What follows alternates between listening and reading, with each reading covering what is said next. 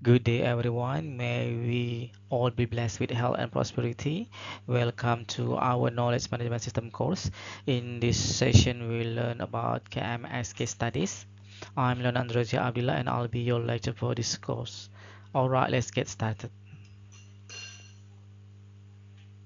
Assalamualaikum warahmatullahi wabarakatuh. Selamat siang. Salam sehat dan sejahtera buat kita semua. Selamat datang rekan-rekan mahasiswa yang saya cintai dan banggakan dimanapun Anda berada. Semoga selalu dalam keadaan sehat walafiat dan dalam lindungan Allah Subhanahu wa Ta'ala. Amin ya Rabbal Alamin.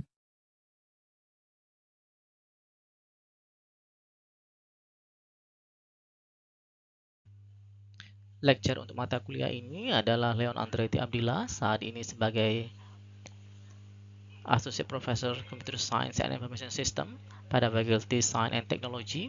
Kemudian juga bertugas sebagai asesor, reviewer, research fellow, dan editor. Asesor BKD di Kemdikbud, kemudian reviewer di Kemdikbud, research fellow INTI International University Malaysia, serta research fellow Tsinghua University Taiwan, dan menjadi editor pada sejumlah international journal dan conference.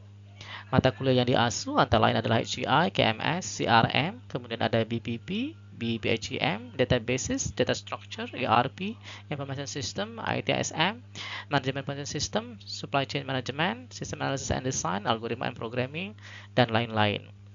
Juga sebagai mentors, ini ada di Pablo, New Zealand, dan Unpad Indonesia. Kemudian ada sebagai consultant, baik di bidang akademik, research, dan community, serta koordinator pada Research Center dan Enterprise System Research Group. Kita masuk ke course description ya. In the current era, good knowledge management has become a vital strategy advantage for firms in a variety of industry. Knowledge management system is a course that aims to give students a thorough understanding of the principles, techniques, and technologies involved in harnessing, organizing, sharing, and exploiting knowledge in an organizational environment.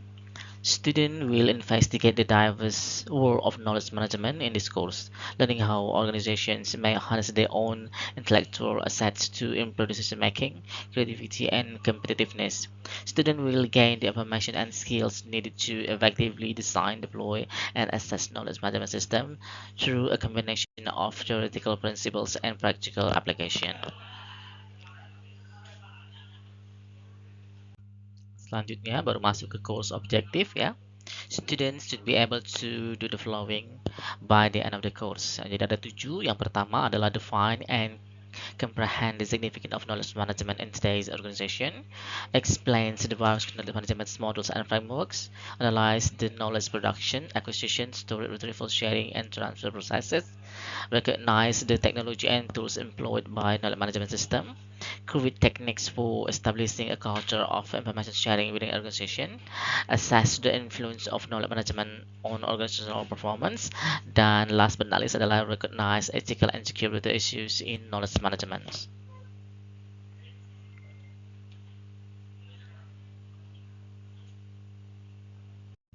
Oke, sekarang masuk ke course expectation. Yang pertama adalah attendance dan involvement. Jadi mahasiswa diharapkan secara reguler itu hadir ya, bisa secara offline ataupun online, termasuk juga dalam diskusi, dalam forum, serta kegiatan berkelompok. Yang kedua adalah task and assignment. Jadi selama perkuliahan Anda akan mendapati sejumlah tugas-tugas, bisa juga kuis, ujian untuk menilai seberapa capaian pemahaman Anda terhadap konten mata kuliah ini. Kemudian ada juga group project. Mahasiswa diminta untuk bekerja secara kolaboratif ya, berkelompok untuk mengaplikasikan knowledge management principle ke dunia nyata yang mungkin ditemui. Yang keempat adalah reading and resources. Nanti kita akan berikan sejumlah recommended reading and resources. Jadi diharapkan Anda mempelajari materi-materi tersebut sehingga dapat meningkatkan pemahaman dari subjek ini. Selanjutnya perlu diperhatikan juga regular office hours ya. Jadi kalau mau bertanya, konsultasi itu fokus pada jam kerja ya. Jadi saya meminimalkan kontak di luar jam kerja. Kemudian harus bersikap profesional respectful ya, baik terhadap karyawan ya, dosen, rekan-rekan dan lain sebagainya. Kemudian communication juga penting ya. Jadi kalau mau bertanya itu harus jelas dan usahakan pada waktunya.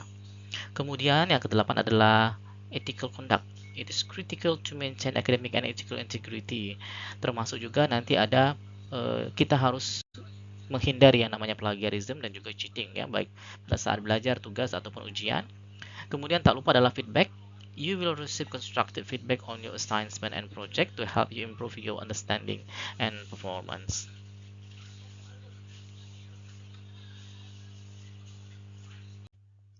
Sebelum masuk pada materi kali ini, ada baiknya kita review sejumlah pengetahuan yang dibutuhkan untuk studi kasus dari suatu knowledge management system atau KMS.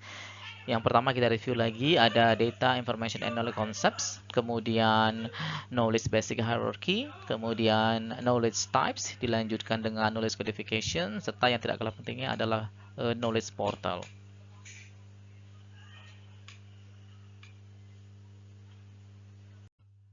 Untuk data, information, and knowledge ada ilustrasinya sebagai berikut. Ah, knowledge itu bisa dalam bentuk misalnya rumus ya.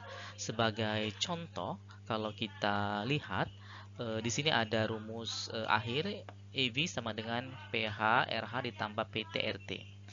Nah, untuk pH-nya sendiri ternyata itu ada rumusnya. Nah, pH sama dengan NH plus NH ditambah NT. Nah, seperti itu. Begitupun juga dengan PT-nya. Artinya untuk EV sendiri kadar informasinya jauh lebih banyak dibandingkan dengan pH dan PT. Nah, begitupun PT dan pH, kadar informasinya itu akan lebih tinggi daripada perhitungan dari pengumpulan data. Nah, sebagai contoh, data yang kita kumpulkan di sini dalam kode HT. Nah, seperti ini ya. Maka semakin rendah nilainya ke arah zero, cenderung dia adalah data.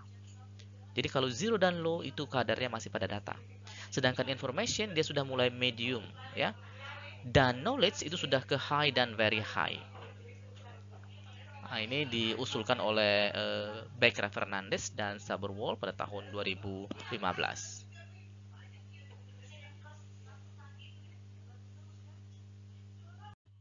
Oke, lanjut lagi ke knowledge basic hierarchy. Setidak-tidaknya ada 5 ya.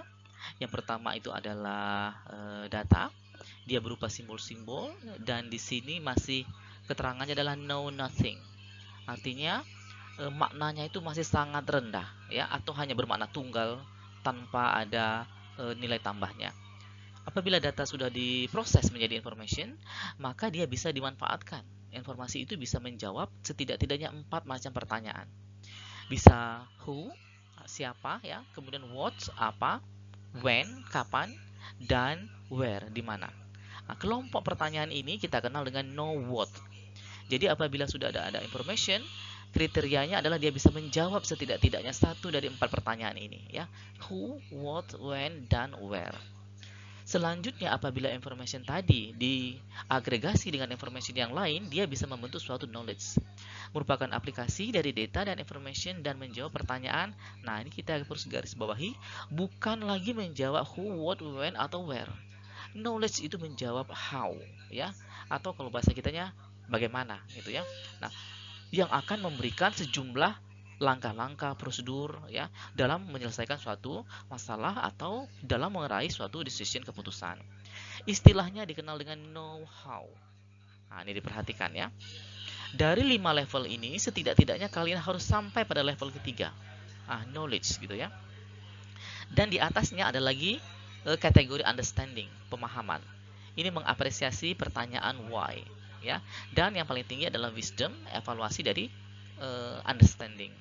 Tapi fokusnya pada mata kuliah kita adalah kategori knowledge ya, merupakan aplikasi data dan information dan menjawab pertanyaan how atau know how.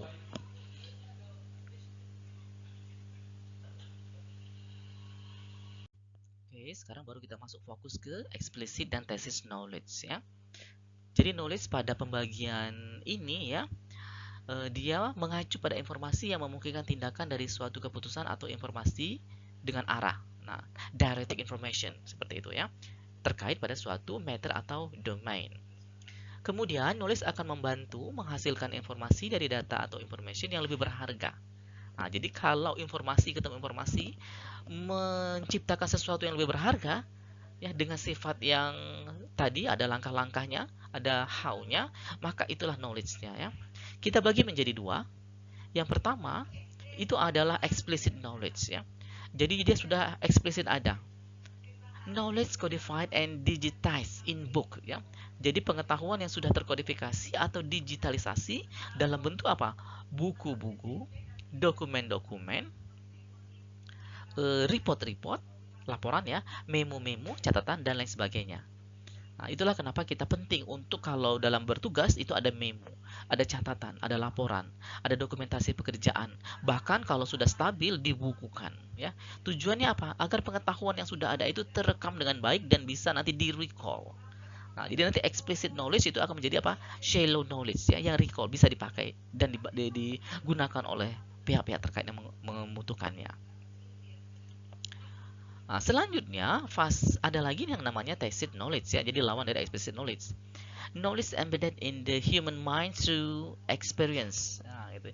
Jadi pengetahuan yang masih terbenam dalam pikiran orang, ahlinya ya, melalui apa? Pengalaman dan pekerjaan yang dia lakukan ya. Bisa berbentuk intuisinya ya, hunch ya, experience, values, contextual information, dan expert insights. Nah, dalam prakteknya bisa saja ya explicit knowledge ini sebenarnya mendominasi. Tacit knowledge itu mendominasi ya.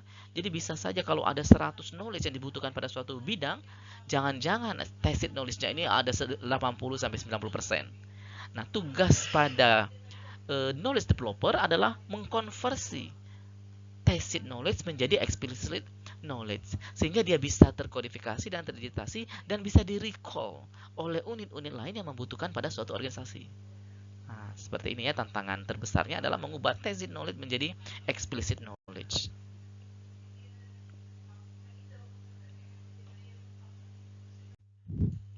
What does knowledge codification involve? Atau apa saja yang terlibat pada kodifikasi pengetahuan? Yang pertama, itu adalah converting tacit knowledge into explicit usable form, atau bagaimana kita mengkonversi dari knowledge yang masih bersifat tacit menjadi explicit usable form, atau knowledge yang sudah eksplisit dan bisa digunakan. Yang kedua, converting undocumented information into documented information, atau mengkonversi informasi yang belum terdokumentasi menjadi informasi-informasi yang terdokumentasi. Selanjutnya adalah representing and organizing knowledge before it is accessed. Pengetahuan yang sudah ada itu perlu direpresentasikan, disusun sehingga dia bisa digunakan dalam suatu organisasi.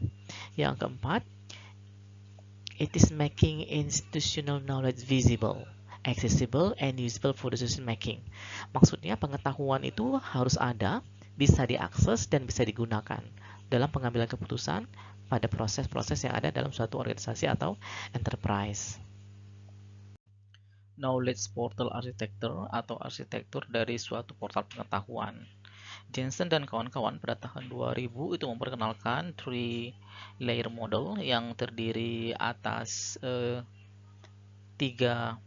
model ya. Yang pertama itu dikenal dengan knowledge base. Knowledge base ini merupakan tempat pengetahuan eksplisit yang sudah dikonvert dari tacit knowledge sehingga dia akan dipakai ya untuk dasar pada suatu knowledge portal. Kemudian layer ini juga dilengkapi dengan yang namanya function. Di sini function terdiri lagi menjadi personalization, active process support, teamwork, serta dokumen management yang akan mengambil knowledge pada knowledge base. Kemudian yang terakhir atau yang ketiga adalah user interface and navigation. Ini merupakan bagian dari portal yang berhubungan langsung dengan para penggunanya. Portal juga dilengkapi dengan sejumlah tool dan dikelompokkan menjadi 7. Yang pertama, gathering. untuk mengumpulkan data, information, and knowledge, kemudian categorization untuk pengelompokannya, distribution untuk pendistribusiannya, collaboration, publish, personalization, dan yang paling populer dan pasti banyak dipakai itu adalah tool search atau navigate.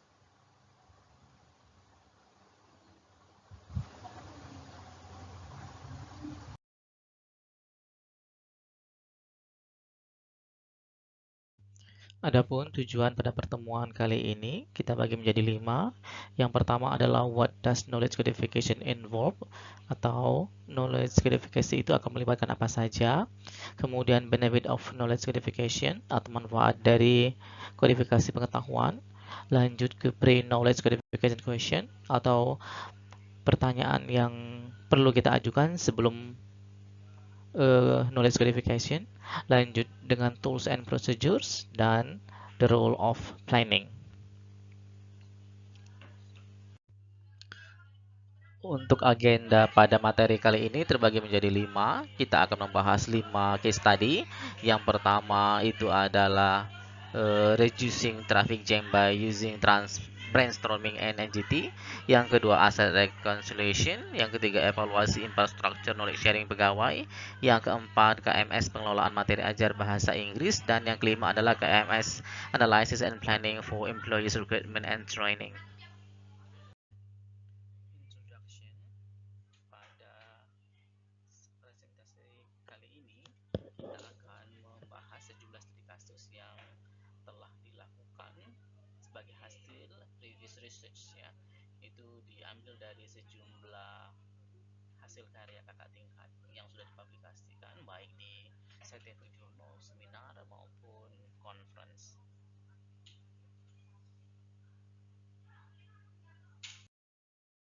In today's era of educational and research-based organizations, information technology, IT, which has now changed to the term Information and Communication Technology, ICT, has a significant impact on the knowledge management process. Knowledge management, KM, is the systematic process of creating, sharing, using, and managing the knowledge and information of an organization. Its goal is to improve organizational performance, innovation, and decision-making. In today's complex and rapidly evolving business environment, effective KM is not just an advantage, it's a necessity for sustained success. Study yang pertama ini berjudul Computer Science Student Simulation in Capturing Tacit Knowledge by Using NGT for Reducing Traffic Jam. Ini dipublish di International Journal pada tahun 2018.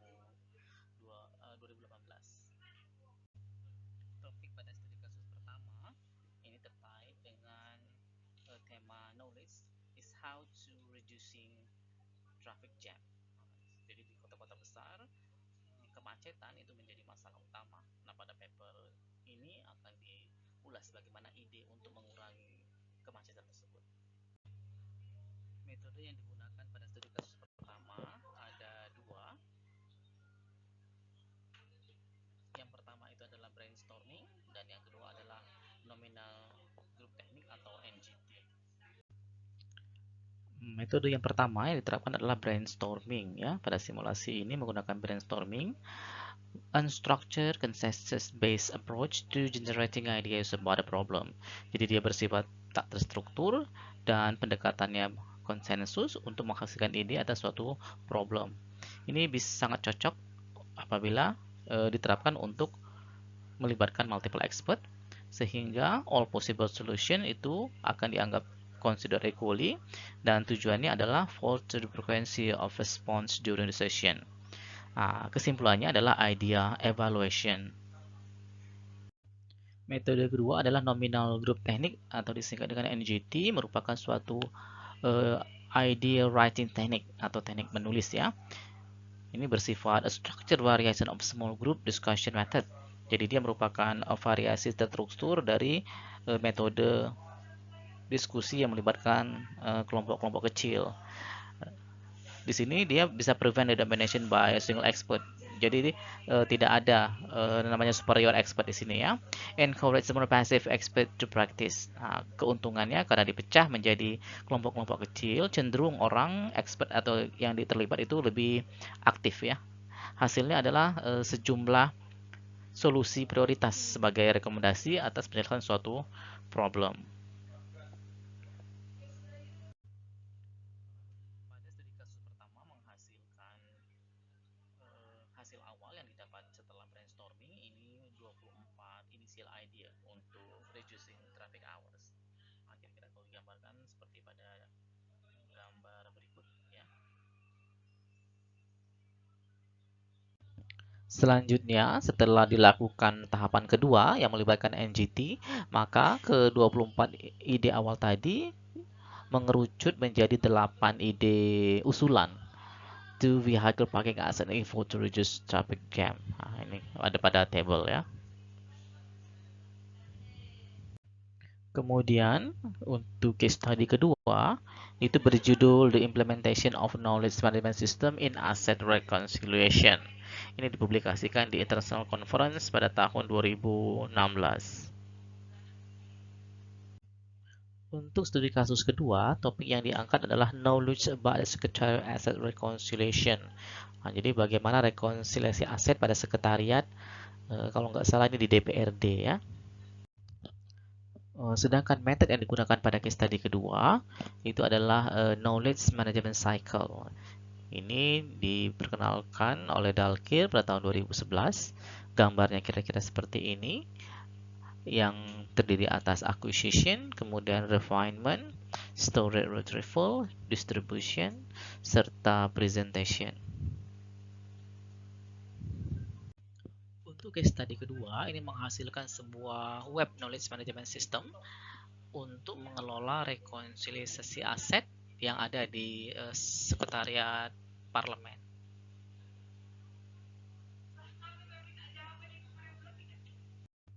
Selanjutnya, masuk ke case study ketiga. Ini berjudul Evaluasi Infrastruktur Knowledge Sharing Pegawai pada Dinas Perpustakaan Provinsi Sumatera Selatan, dipublikasikan pada seminar hasil pada tahun 2017.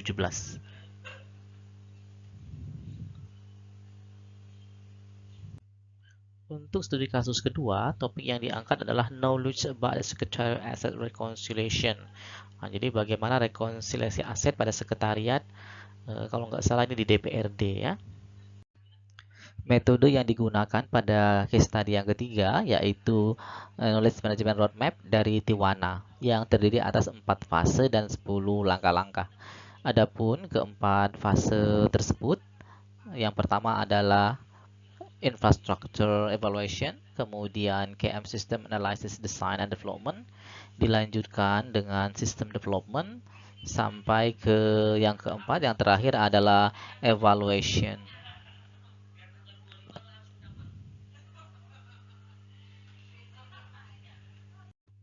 Pada penelitian kali ini fokus pada fase pertama yang terdiri atas 2 langkah ya. Step pertama itu adalah analyzing existing infrastructure, kemudian dilanjutkan dengan step kedua yaitu aligning knowledge management and business strategy.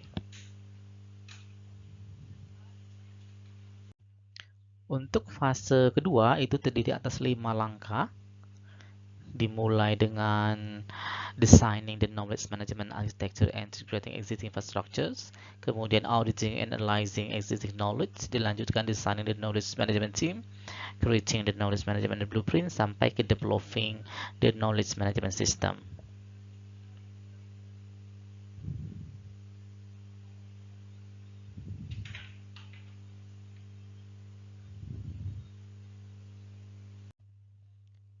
Selanjutnya baru masuk ke fase ketiga.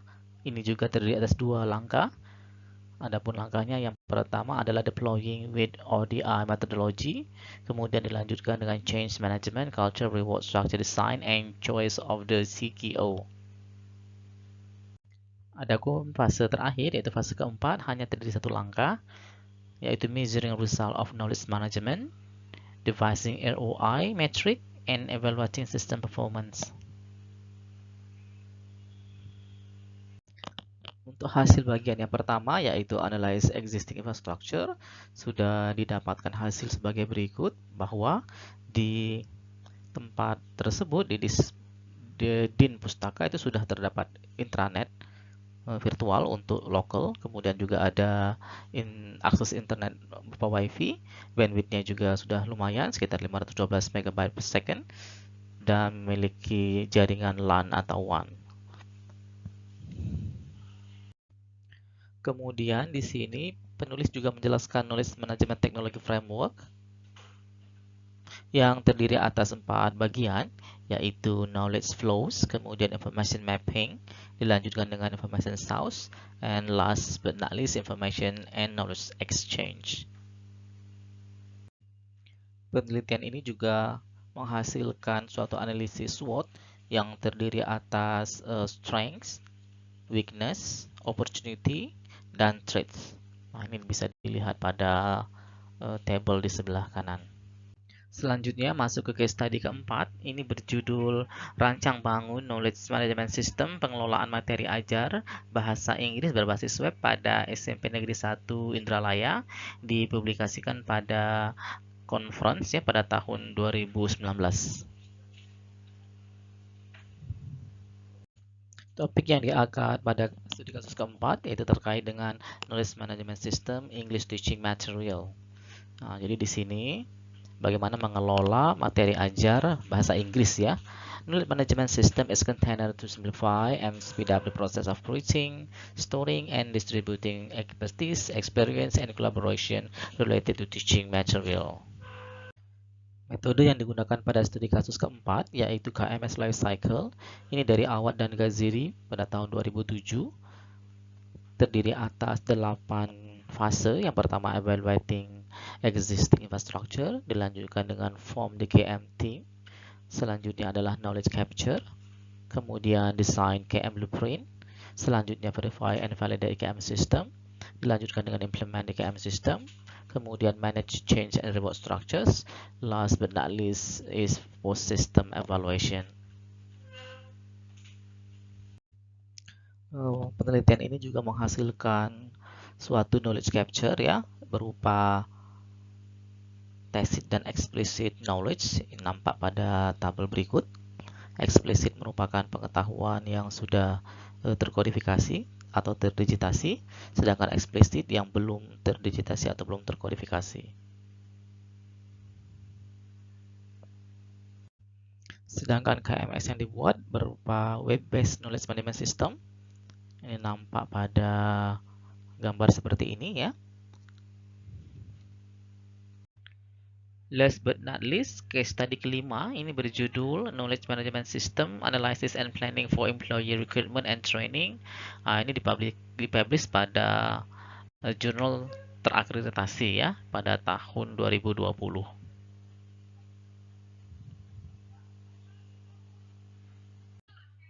Topik yang diangkat pada studi kasus kelima ini terkait dengan Knowledge Management System Analysis and Planning for Employee Recruitment and Training. Ini terkait dengan bagaimana penerapan KMS itu pada analisa dan perencanaan rekrutmen dan training pegawai.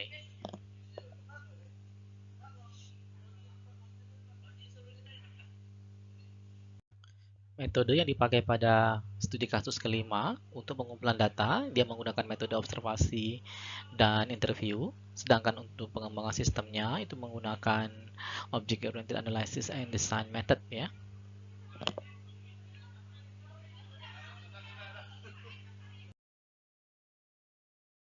Studi kasus kelima ini menghasilkan web-based knowledge management system. Berikut tampilan home-nya. Ini bisa digunakan untuk membantu pihak HRD untuk collect, store, disseminate, and utilize knowledge and use it.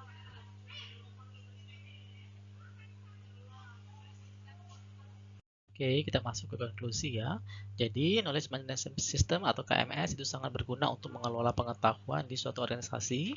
Kemudian pada studi kasus di sini, itu ada yang langsung menggunakan KMS Life Cycle atau siklus hidup KMS, tetapi yang lain juga ada yang menggunakan System Development Approach.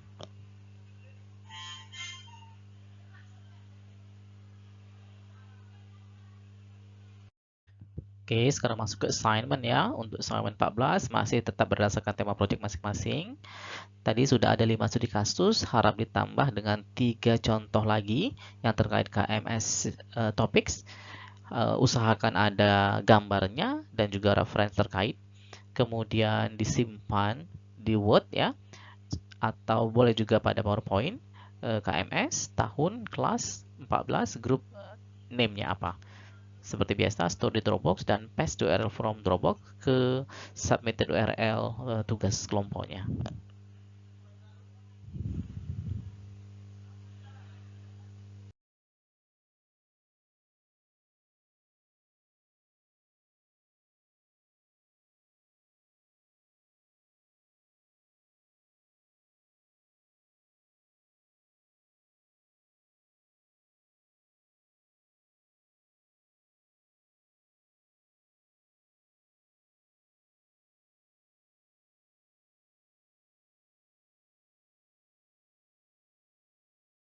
Thank you.